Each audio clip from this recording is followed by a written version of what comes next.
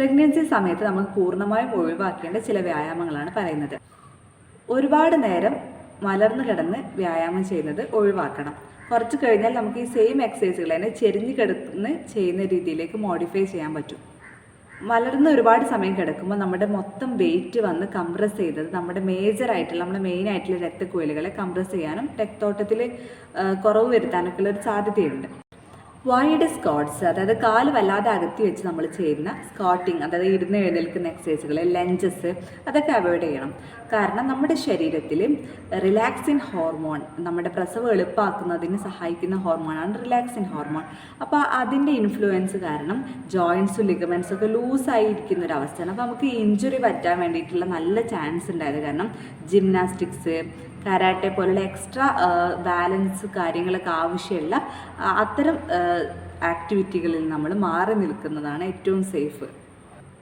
അതുപോലെ സ്ക്വാട്ടിങ് ചെയ്യുന്ന സമയത്ത് തന്നെ പെട്ടെന്ന് ഇരുന്ന് എഴുന്നേൽക്കുന്ന തരത്തിൽ അതിനെ കൊണ്ടുവരാതിരിക്കാൻ വേണ്ടി ശ്രമിക്കാം.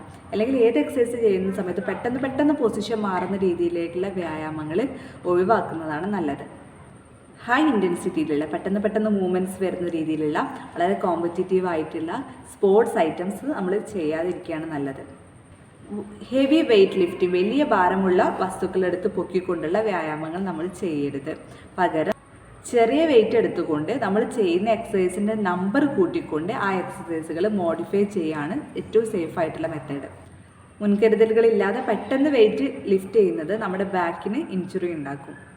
നേരത്തെ സൂചിപ്പിച്ചതുപോലെ നീന്തൽ ഒരു വളരെ നല്ല വ്യായാമമാണെങ്കിൽ കൂടി നമ്മൾ ഊളിയിട്ട് നീന്തുന്നത് ഈ ഒരു സമയത്ത് അവോയ്ഡ് ചെയ്യണം. കാരണം നമുക്ക് പ്രഷറിൽ വേരിയേഷൻസ് വരും. അതുപോലെ തന്നെ നമ്മൾ വളരെ ഉയർന്ന സ്ഥലങ്ങളിൽ പോയിട്ട് ഹൈ ആൾട്ടിറ്റ്യൂഡിലുള്ള കാര്യങ്ങൾ അത് അവോയ്ഡ് ചെയ്യണം. അവിടെയും നമുക്ക് ഒരുപാട് അന്തരീക്ഷത്തിലെ പ്രഷറിൻ്റെ ചേഞ്ചസ് ഒക്കെ വരുന്നുള്ള ഒരു റിസ്ക് ഉള്ള ഒരു സ്ഥലമാണ്. അപ്പോൾ ഹൈ ആൾട്ടിറ്റ്യൂഡ് ട്രെയിനിങ്സും അതുപോലെ വെള്ളത്തിൻ്റെ അടിയിലൂടെ ഊളിയിട്ട് നീന്തുന്നത് രണ്ടും നമ്മൾ ഒരുപോലെ ഒഴിവാക്കേണ്ട സംഗതികളാണ്.